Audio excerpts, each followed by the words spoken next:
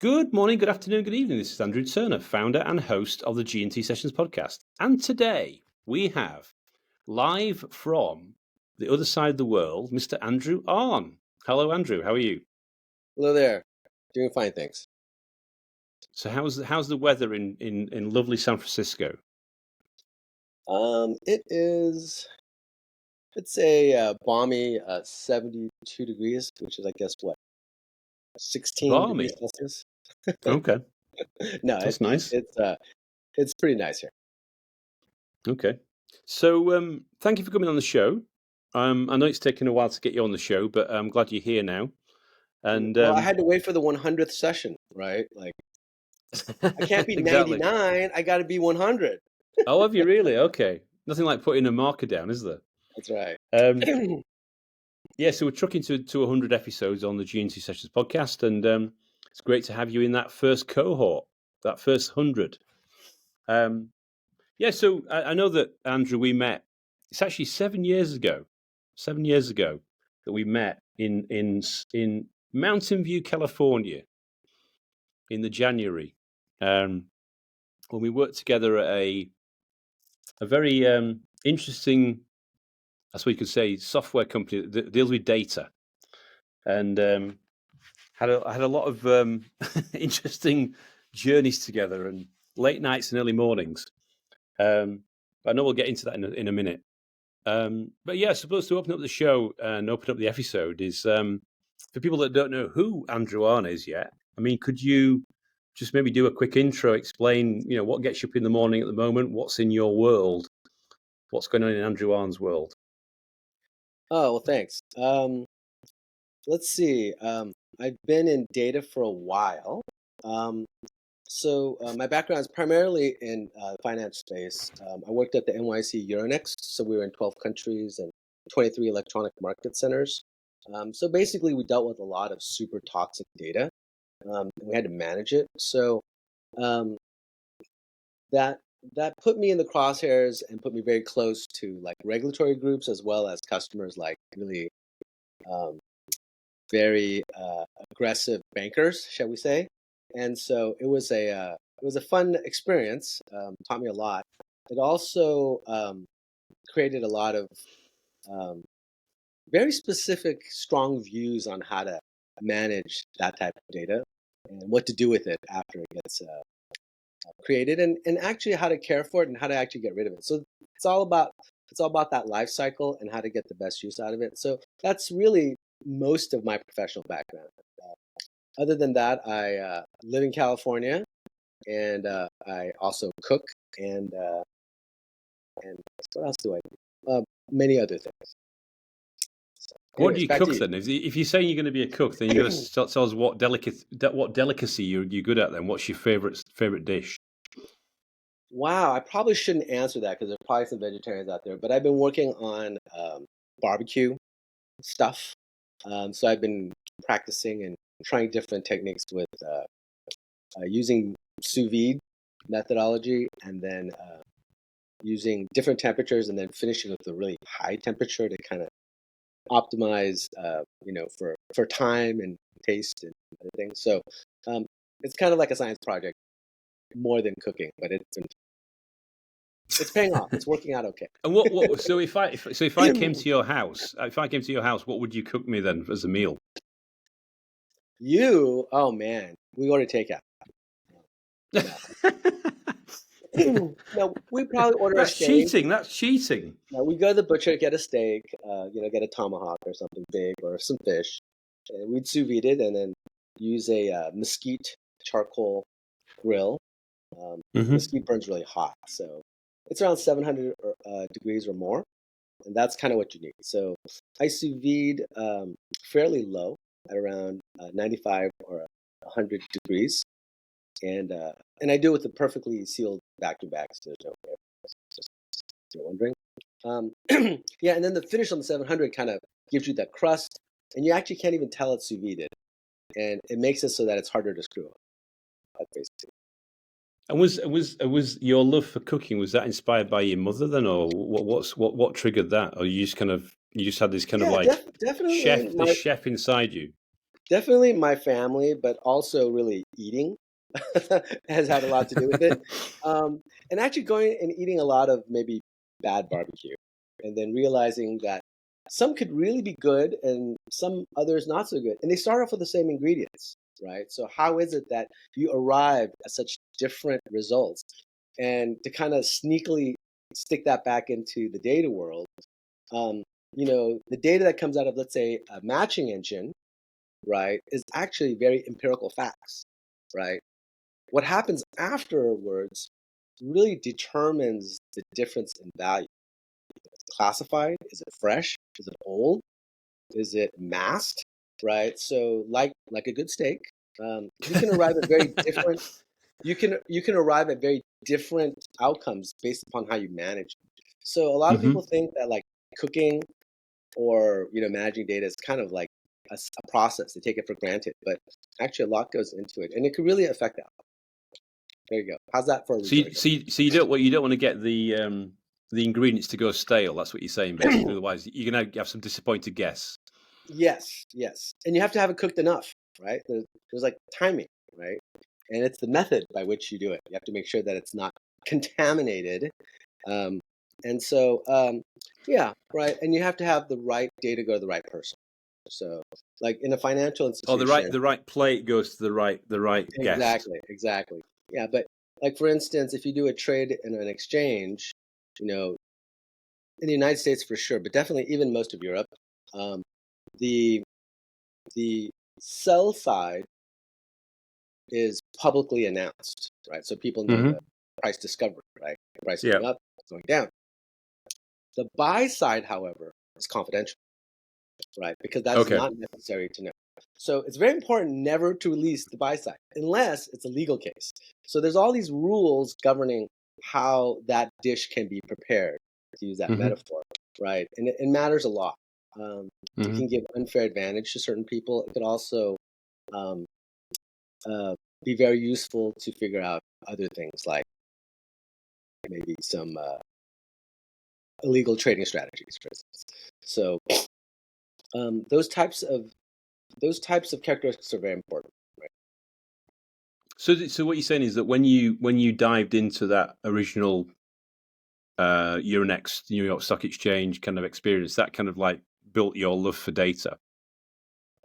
Yeah. It's like swimming in a sea of data. That's what kind of like got you excited and got you wanting to know Well, more and want you to do more in that kind of area.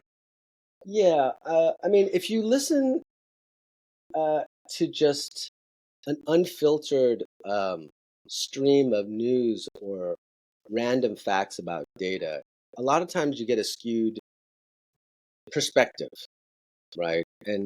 And a lot of intermediate steps are taken for granted or basically just skipped in the media because they're not data analysts or they're not lawyers. They're not Mm. doing compliance, right? So they like will attribute AI as this, master intelligence that's going to take over the world. That might And of course happen, it but will. yeah, it might happen, but it's not going to happen today, and it's probably not going to happen tomorrow, right? It will happen in much more subtle ways, and there'll also be things that benefit us, right? There'll be time savings. So, like anything, it's a tool, right? And the better you understand the sharp edges, the better you can leverage it for good or Hmm. for maybe not so good, right? So that's really the takeaway from my experience with working with data for these many years, right? It really is how it's prepared, it's how it's handled, and Mm. it could be of great value, or it could just be something that sits on the shelf that that really isn't helping. In fact, it could actually be a liability if you don't manage it, Mm. right? So creating the data, uh, collecting the data, storing the data, that is just the first step, right? And one may argue that that is actually the least interesting part. If you do timely analysis, that's the thing that matters. Well, Look there's like there's like a sexiness factor, isn't there, with the different parts of the steps. It's like which bits are sexy and which bits are not. And so, yeah, unfortunately, some of those kind of housekeeping things are not seen as sexier, but they are essential. yeah. I mean, a lot of those things, because it doesn't make good copy, just get omitted for from news stories, right? So, for instance, most enterprises only use about 15% of the data they collect. It doesn't mean that it's not all important. It just means that in terms of key metrics to make decisions, they only need 15%. That means 85% of the stuff they have is not useful. The whole problem is that how do you distinguish between the wheat and the chaff, right? And if you have whole bodies of data that is unclassified or organized, how are you ever going to get to that 15% that you don't know where it is? It's in little pockets in places. Yeah, right? you may know there's percentage of data out there that you don't know what it is, but you don't know which data is useless or useful. Yeah. If in aggregate, it's only 15%, but you don't know where that 15 is. In fact, because it's a minority, it makes it extra hard to find, right? So that is the problem, right? And you've seen all the graphs, like data's exploding, blah blah blah. So the problem's not getting any easier. No, you can't hire more people to do this. So you need new methods by which to solve this, and that's kind of exciting because if you do it right, the data becomes a better big tool. Impact. It becomes a multiplier, right? And then, of course, if you don't do it right, then your competition will take that in. So really, it's kind of a renewal, a constant cycle of innovation, right? A testing, if you will, right? So, but is that what you just said though? Is that a new problem, or is that problem been out there for decades that people just haven't attacked it? I think, or haven't known how to solve it, well, or I is it think just both. they just ignored it? Well, this is not like a quantum state, or maybe it is, because you can actually be in both states, right? It can be a new problem and a problem that we've had. We've had this problem for a long time, obviously, right? But what makes it novel was that there were a number of steps to change the environment. At some point, disk storage got really cheap. And so the whole requirement to prune data, to only keep summary report data and throw away the raw data, that just went away. And the moment that happened, everything that you ever created or captured stayed around forever. Hence the internet, and never put anything on the internet that you don't want people to see because it's going to be around forever, right? So that was one major problem, right? So you had this, there was no penalty essentially for storing data. And then compute got cheap, right? Dawn of the cloud era, right? This ubiquitous computing, reliability of data centers, not even an issue, right? As long as you don't need super high performant things, next door, like in a stock exchange.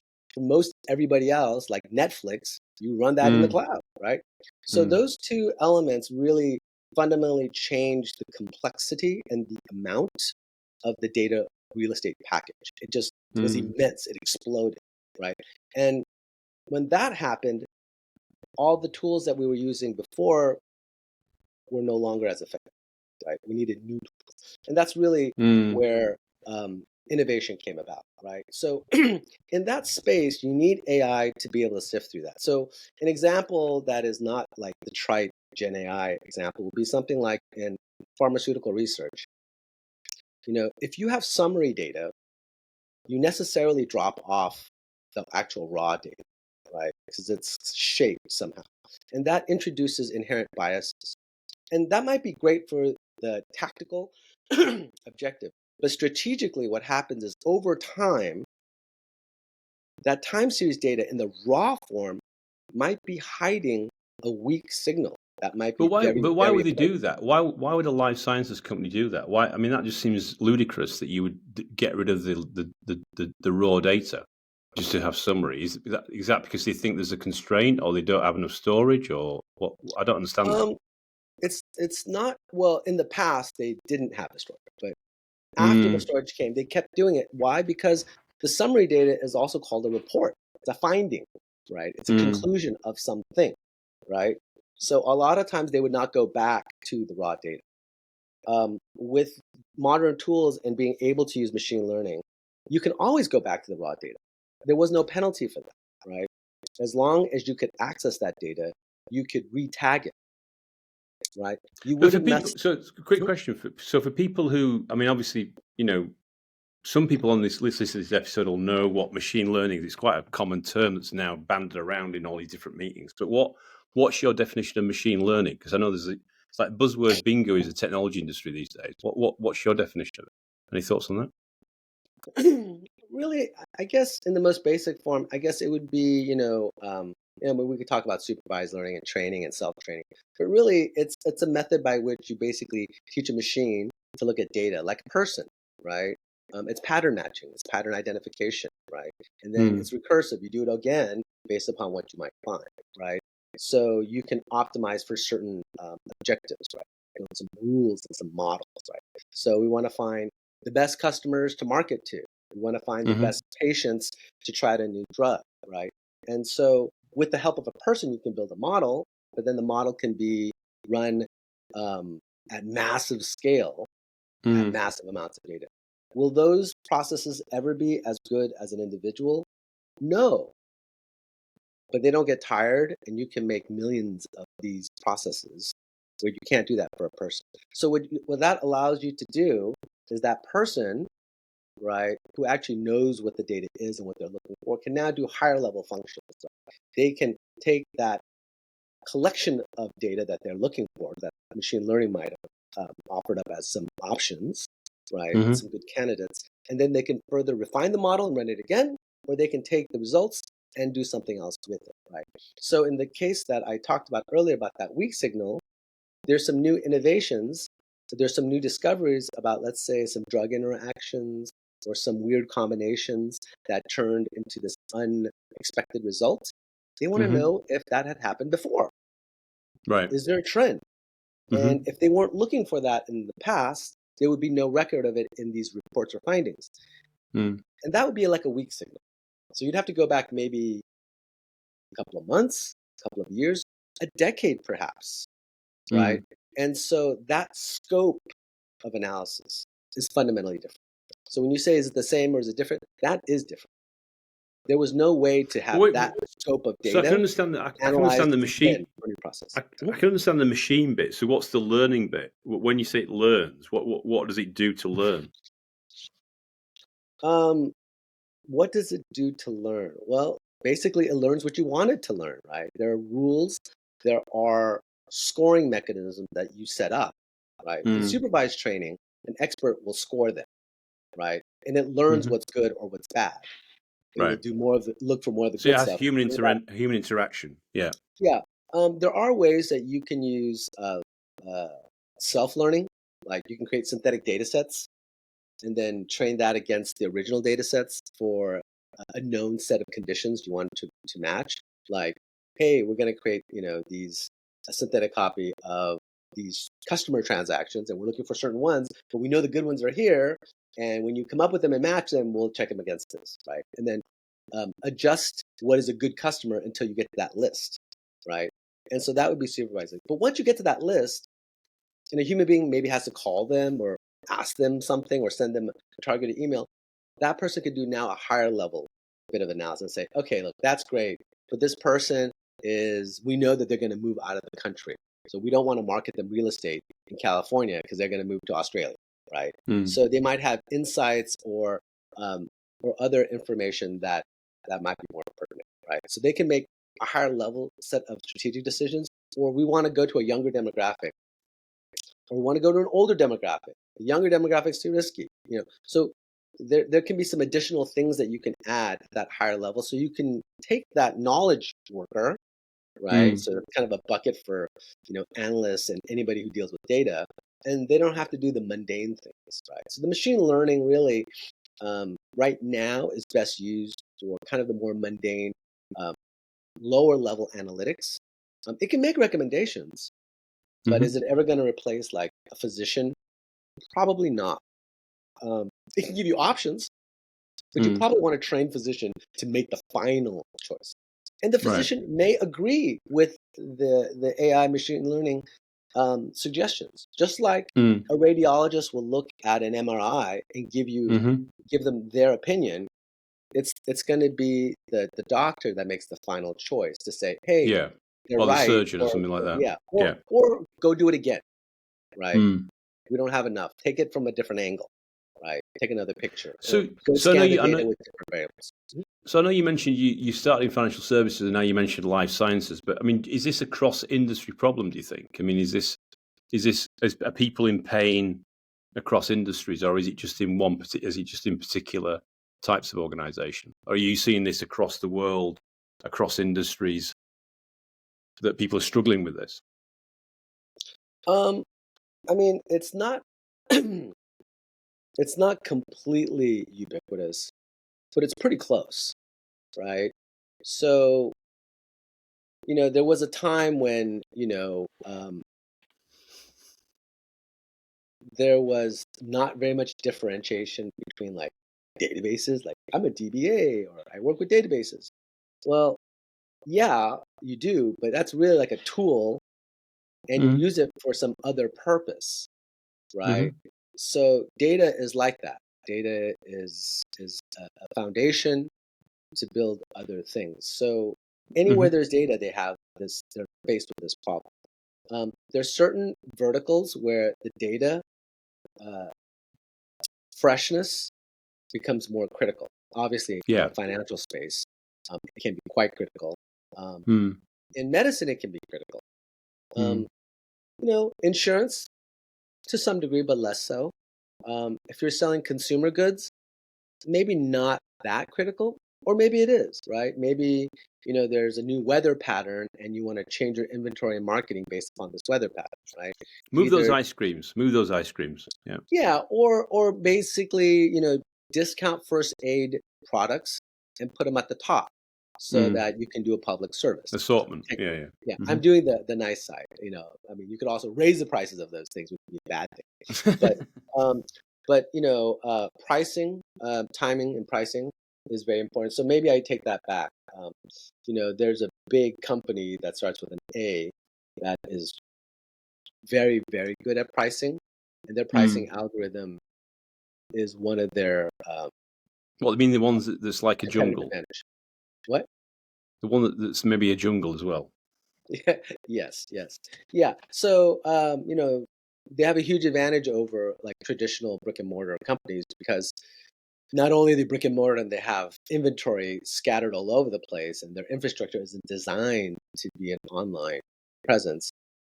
Their pricing isn't as flexible, right? Mm. So, a brick and mortar chain um, would optimize pricing for something like seasonality, right? Mm-hmm. We know summer is about to be over, so we don't want to sell any more swimming pants, swimming Mm-hmm.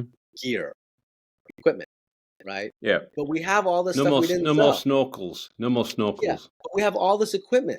So what are we going to do? So we're going to change our pricing, not to maximize profit, but actually to reduce loss, to get rid of Yeah. the To inventory, to sell blow it through. out, Yeah. Yeah. right? Yeah. And so that changes. Well, if you're an online presence, and you're actually not at a store taking up shelf space, you actually don't need to get rid of all that equipment in the same way, right? It does Mm. get old. There's new stuff and old stuff, but it's not so critical. In a brick and mortar place, you need to make space for new stuff to sell to Yeah. customers. Yeah. Mm-hmm. On an online presence, you don't need that at all. You just something else comes up in search, right? Because of time. Mm. So in that Mm-hmm. way, that becomes an issue. The other thing is inventory optimization for price for profits, right? If you can check the inventory of all of your competitors simultaneously, and you know the velocity of sales and consumption, you can have much more accurate pricing to still move all of your inventory, but also, Mm-hmm. have the best price in terms of generating profit. And that could be the difference between, a profitable quarter and a non-profitable quarter, because the Mm-hmm. margins on a brick and mortar company are not very high. They're Yeah. probably around 10% at most. In a fire sale or an inventory reduction, they're taking a loss. So I guess time is So also so quite important for consumer markets too. so with all this, with all these buzzwords and all these kind of topics around data and machine learning and AI and all these kind of things that can confuse a business exec or somebody that's trying to work through that.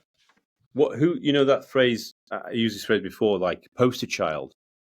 Is there anybody you've seen out there that's really cracked it and worked out a way of managing their data at scale, addressing all those problems you said at the beginning, and also then leveraging these types of new capability. I mean, there's, without so not using the usual suspects. Is there anybody you've come across that's not the usual suspects that you hear about in the news all the time, that go, they've really embraced it, they've really got behind it, they're really tracking, to be a poster child for that particular area? Any thoughts on that?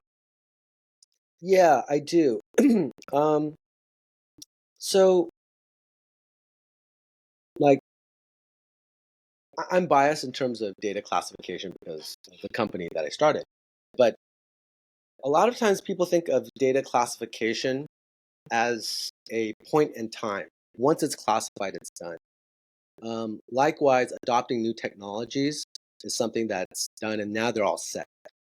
There is no such thing. It's like a one-off activity, and then you pray. No, that's not what I meant. I meant that this is a different worldview. It's an embracing of an idea that we might have adopted this new thing and we've improved our tool set, but we're going to do it again. And we're going to have to do it again. And this is an ongoing process.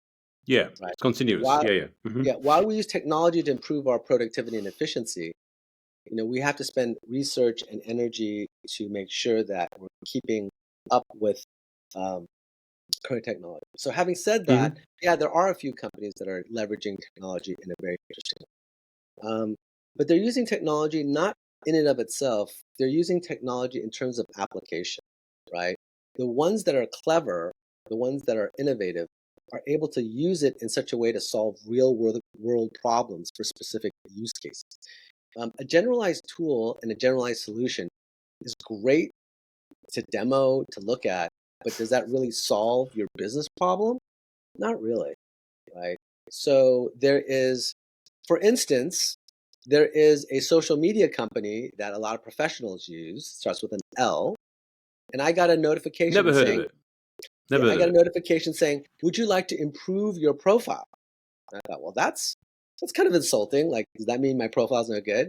And it said, your profile will get this % more views and attention if you do these things. Write an executive summary, which I thought I had maybe done, but it didn't like it.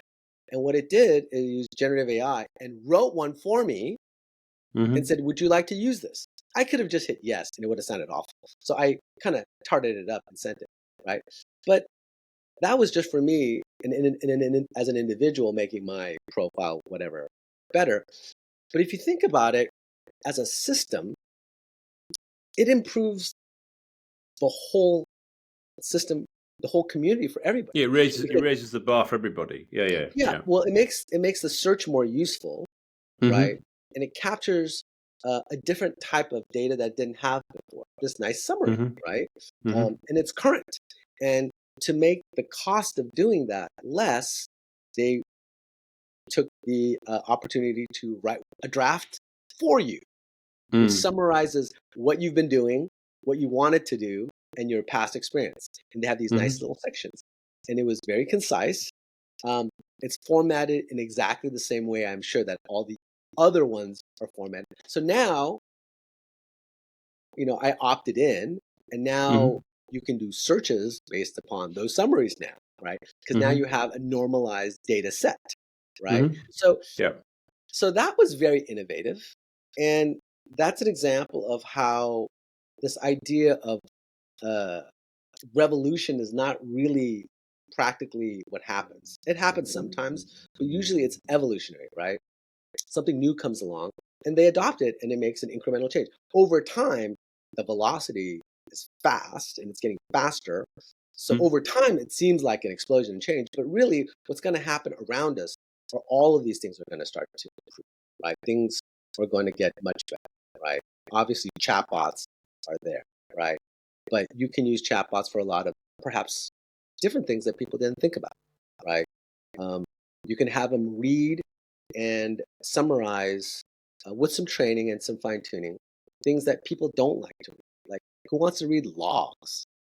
Who wants to read transaction logs? Some people do.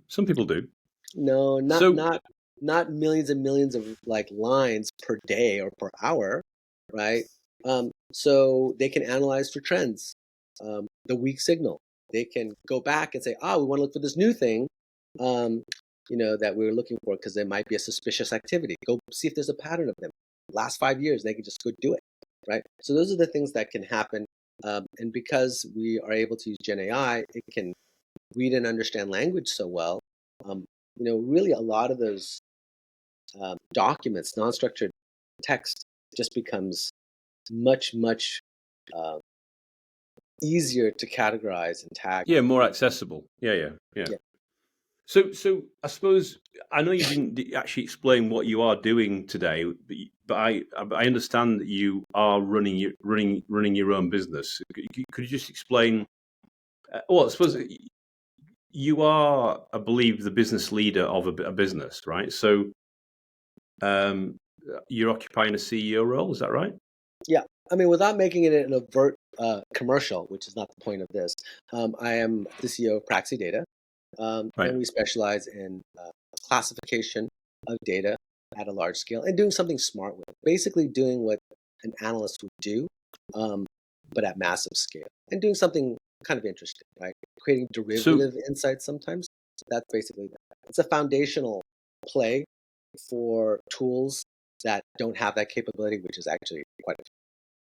yeah, so I suppose the question I was going to ask you was, so would you, if you look about your journey today, would you say that you have, are you more technical? Are you more business? What if you think about your background? Has it been more like down a technical route or down a business route? Like a finance route or a sales route or an engineer route? And obviously, if you're a CEO now, I suppose the interesting question would be about how you're finding that role, being the CEO, because obviously you have to look at everything in the round, whether that's technical or business. What would you be your thoughts around that? Yeah, I guess I was oriented from the technical side, engineering side, but really, I think some of these divisions are artificial. Um, you know, Okay. because as a senior engineer, for instance, you know, um, um, doing abstract things or having abstract skills without applications for a business purpose is pointless, right? Hmm. Um, so as a part of being a senior contributor of some organization, you necessarily have to understand the business, right? To understand what the priorities are, what areas we need to really innovate and refine, and other areas that don't matter so much, right? What is our end goal? Like taking a page out of the design thinking playbook, we really need to start with the end in mind. And as a a leader um, in any group or organization, you really have to think about that, right? To make good decisions and to innovate where it's appropriate. No, but I suppose the reason, I mean, in my view, being a CEO is about, well, from my background and my experience is like looking at strategy, looking at resource allocation, and then also looking at talent management, look at the people dimension, and that's an important piece. So, is that something that you've kind of cultivated and learned as you've gone along? Because obviously, it's not about the bits and bytes about developing the code, although obviously it sounds like you had that background, but then you have to develop skills in other areas that maybe you haven't had over the time or haven't had that exposure. So has that been a kind of an interesting journey as well? Yeah, I mean, I'm still learning. There's plenty of room for improvement, as many um, that I work with will comment and remind me of. So that's an ongoing journey, but um, really, the end goal is to, obviously be successful, and however you measure that. Um, Typically, you want to grow as a company, you want to increase sales, you want to increase the size of the company.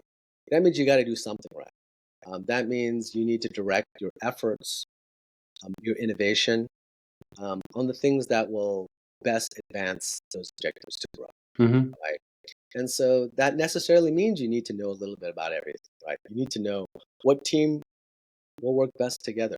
Like, for Yeah. instance, you may have a really awesome person, great engineer or a great salesperson or somebody, but if it doesn't work with the rest of the team, is that Is that going to be a good mix? Sometimes you can get away with it for a little while, but eventually it will be toxic and poisonous for the culture. And it'll ultimately not be smart long-term strategy, right? So, you really have to keep that North Star in focus, that eye on the prize. So that means you need to know a little bit about everything, really. You need to be able to assess, you know, um, when you need to ask for help, um, Hmm. being able to rate the advice that you're given. Um, you can get advice, you can get, suggestions, but, as a leader of a company, uh, you have to take the responsibility. So have you found any particular area that been more difficult, or things that you found easier? What would be your reflections on that so far? Because obviously it's not you've been doing this for a few years now, so I don't know if you've had any things that spring to mind that make you realise that um, it's part of your journey. I suppose it's trying to learn from your experience and find out what you've picked up as you went along. Well, we could talk a lot about that, but I guess maybe a random interesting tidbit, a very important tidbit that a lot of people sometimes don't think about is that there is a large element of luck involved. And people who are motivated, who are confident, driven, smart, you know, think that, you know, they can make it happen. And it seems like sometimes they do, but I think they would even admit to themselves, at least, that there was an element of luck. Something had to happen at the right time, the right place for them to get Hmm. there.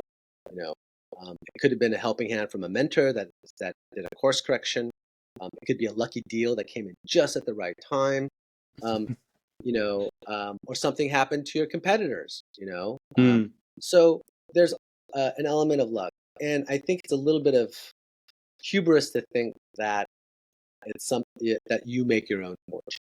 Um, Well, you it's can be about that's that thing about timing, isn't it? Sometimes it's that thing about having been getting the right timing. Yeah, yeah, yeah. It's exactly that, right? You can prepare. Right? Fortune favors the prepared, right? Like that is a saying, and it is true. But fortune has to come knocking at the right time. Yeah, yeah. It's a combination of it. You have to be ready, but there is a bit of luck, and I think that's something that's really kind of important to keep in mind because you could do everything right, and and it may not work out. Yeah. And, you know, there might be some small mistakes, but it might not be a critical one. It might have just been Mm. bad. For instance, Yeah, I yeah. started the company right before COVID, Hmm. right? And then after COVID, and like our last round of funding, there was like there hadn't been a bank failure since for several years since the last financial Mm. meltdown. And guess what? Yeah. There was one, and so Mm. um, that changes things. Economic headwinds. The bank rate around the world hasn't gone up this high for a while because there was so much Mm. stimulus. Now borrowing money is really expensive, and that changes things, right? So these are things Mm. that are macroeconomic trends that I guess I could have predicted, but not really. And that's just the way it When you is. look into your crystal ball, yeah. Exactly. So as part of that's a good segue to my next question about peaks and valleys. So one of the things we talk about on the episodes is people obviously quite naturally want to talk about the peaks, about the great things that they've done and they've achieved, and then but sometimes people obviously also want to share maybe things that they planned, but then they didn't quite work out as they expected. So any thoughts on any stories you'd like to share with the audience about maybe more the valleys? And what did you learn from that? What did you take away from that? Wow. The valleys.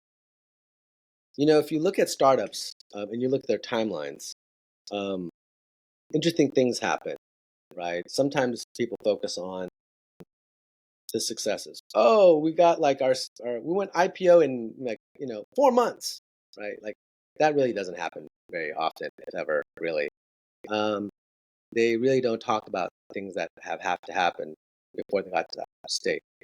Something like 82+% of startups fail within 2 years. So Hmm. that's a pretty big valley. And in terms of like my former comment about luck and timing, that's just the way it is. Um, so part of the value of maybe getting out of maybe some of those things is just understanding why you're um, starting a company or joining a very, very early stage startup. Um, if you're in it to try to make a fortune and retire quickly, yeah, I guess that's a possible reason. But in terms of pure statistics, um, it's not a good one. You're much better off going a more traditional route or joining a later stage startup. Mm. After a couple rounds of funding. Um, to get in really early to start a company, you got to actually want to do it, for intrinsic reasons. And that's kind of the double-edged sword, right? You have to wake up in the morning and think, okay, they've got all of these things that I've got to do, and all these demands on my time. Do I want to do this? And if you answer no enough days in a row, then maybe it is something you don't want to do. Hmm. So that is kind of the pit of perdition, right? And that's where you have to really test your mettle and figure out if this is something that you want to do. And you have And to have really you want to had do that? it. Have you had that in your time? I mean, if you talk about you personally, have you Oh, have you ever several been times, through that? several times. Oh, really? Yeah. And then the way you get through it is you try to set up some empirical targets, right? Um, you know, I have a family and children. I have a mortgage. At some point, um, if things are going badly, I got to stop and find another job, right? Yeah, yeah. So you have to set these limits either financially or based on time or some other metric for yourself, and it's very important to do it. You know, very little in business or in life can be completely absolute. You know, uh, this is not something to bet everything against. But having said that, you know, you can go pretty far and make realistic, milestones, and that's a good way to process it in an efficient, least emotional way that you can. Interesting. Thank you. Sure. So one of the things we do talk about on the show is about a few things like gratitude and excitement, right? So what are you most grateful for? Huh. Um, Most days, I'm pretty happy with my the choices I've made. It's not perfect. There's some choices I would have made differently. But I'm mostly happy with them. You know, um, And do you practice another gratitude? Do you have a gratitude practice at all, or do you not do it I as try formally as that? to. I try to. I mean, I'm not perfect, but I try to. I mean, for instance, um, I have another test, the bottom floor test, but then also another test, which is, you know, if I won the lottery and I could retire tomorrow, what would I do the day after?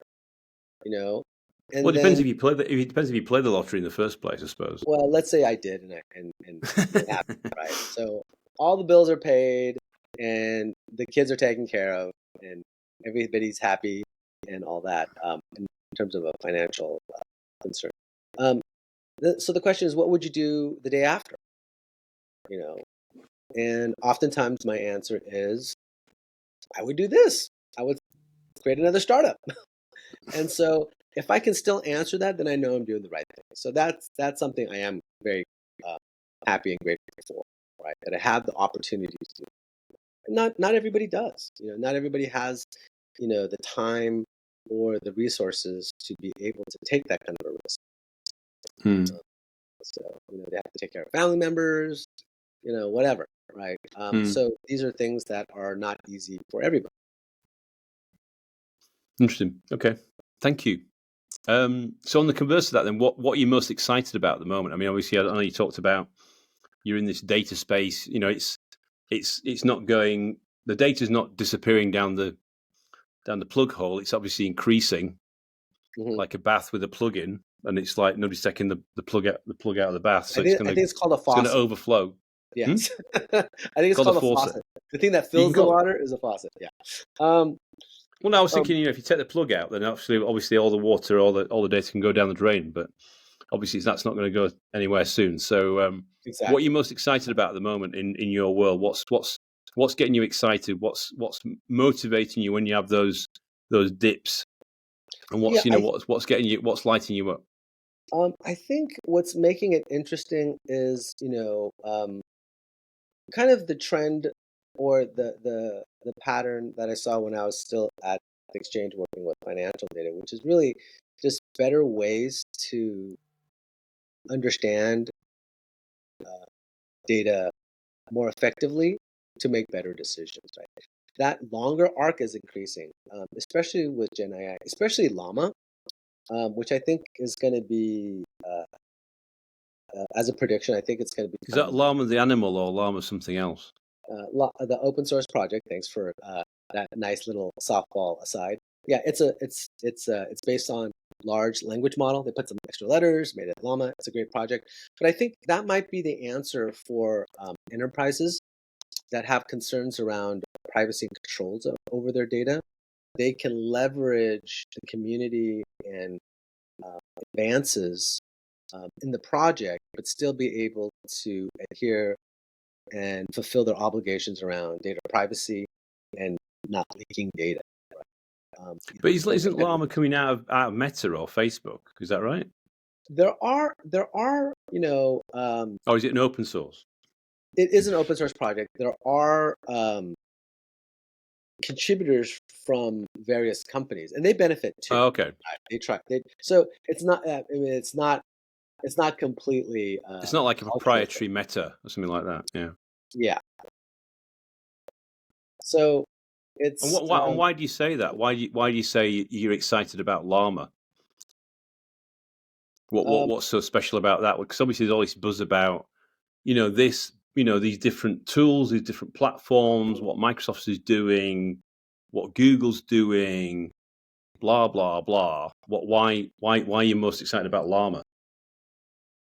I mean, it uses a lot of the same advantages that OpenAI leverages, right? They use this notion of a transformer, right, which hadn't been used as widely before, so it gets that benefit. It also has um, some of the advantages around sharing of private and public data. You Hmm. don't have that issue because you have full control over it, and it's not just one company, right? Right. So, I think. It's more like That a consortium. Is that right? I don't know exactly who's on it, but I know Microsoft and Meta are both there. There are probably others, and we should probably have to look that up. But when you said a There's quite a few. transformer, what does that? I mean, for people that are maybe not as technically au fait with that terminology, what does that mean? What does a transformer mean? Sorry to ask you the question, but obviously there's a buzzword there that people may say, "What's a transformer?" Is there a layman's explanation of what that is that you Yeah, can and I'm share? probably not the right person to talk about it. Basically, yeah, it's a deep learning architecture that allows, I believe, more efficient parallelism, and so it tries different, I guess, tests or operations and arrives at the answer in a different way. And often, if you have enough hardware and you have enough data, it's often substantially faster. So, Right. not being a data science developer person, um, the use value of a transformer is that it can be more accurate, but the big one is that it's very big. It's, uh, Right. Okay. so, So it's and throughput. time, Yeah. yeah, and time isn't just performance in terms of responding back.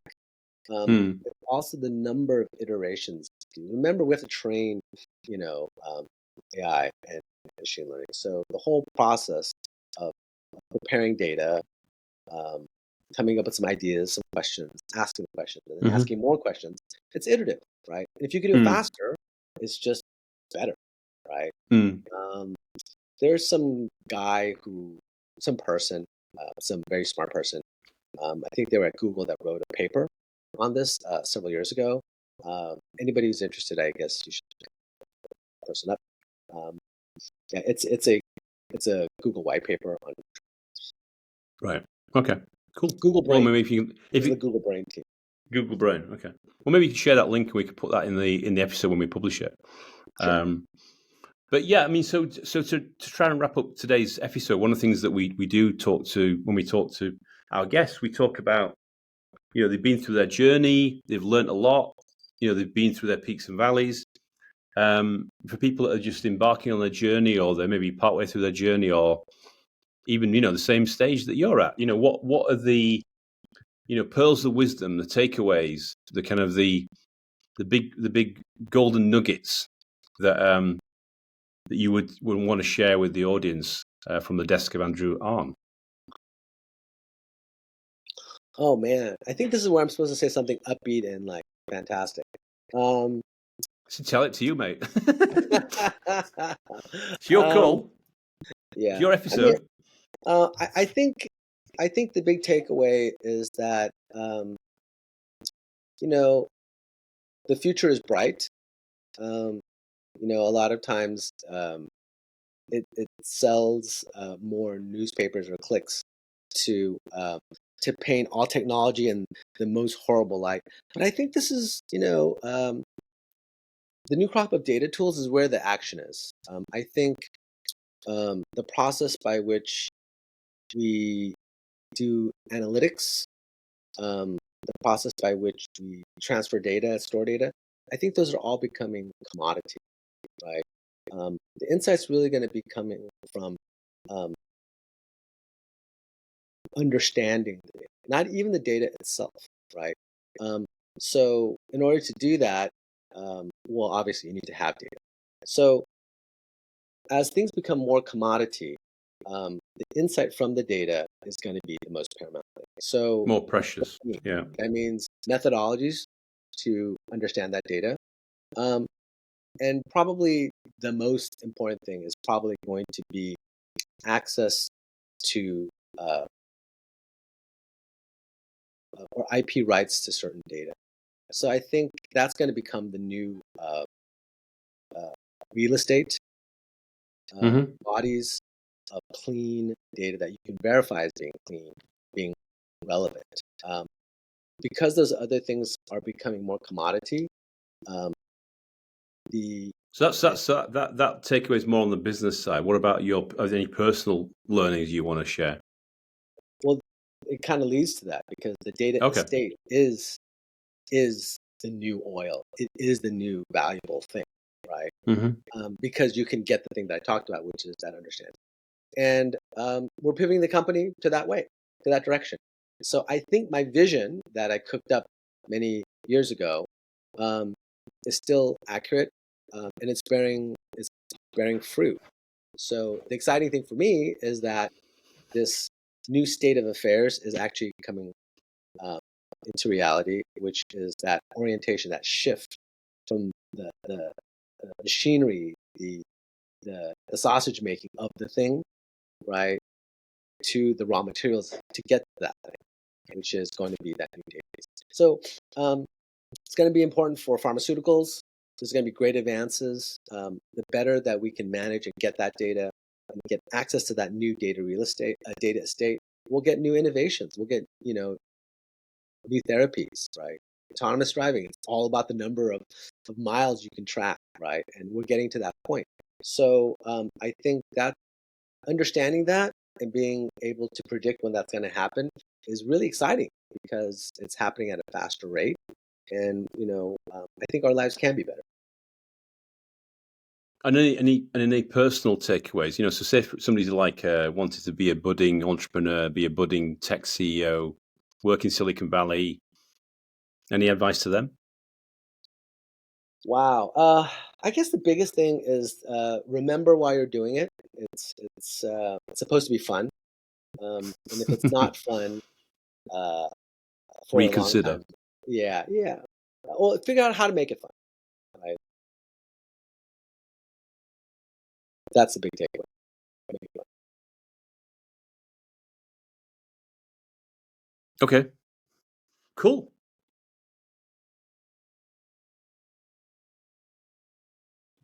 So this episode has been the first one actually with two Andrews actually. So you know, he's actually got a situation here. We've got Andrew and Andrew on the show. So I don't know. Your video seems to have disappeared, Andrew. My video Hello. should be there. Oh, you should be there. It says 99% uploading, so I don't know what that means. Okay. All right. No problem. Okay. Yeah. So yeah, I mean, it's been wonderful to have you on the show, Mr. Arn, Mr. Andrew Arn, and that was Mr. Andrew Arn, who's the CEO, founder and CEO of Praxi Data, which is a data classification tech startup based in Silicon Valley. And that was Andrew Turner, founder and host of the G&T Sessions podcast. And thank you for coming on the show, Andrew. It's been a pleasure having you on. Great. Thank you very much, Mr. Turner, and we'll talk soon, I'm sure. Thanks.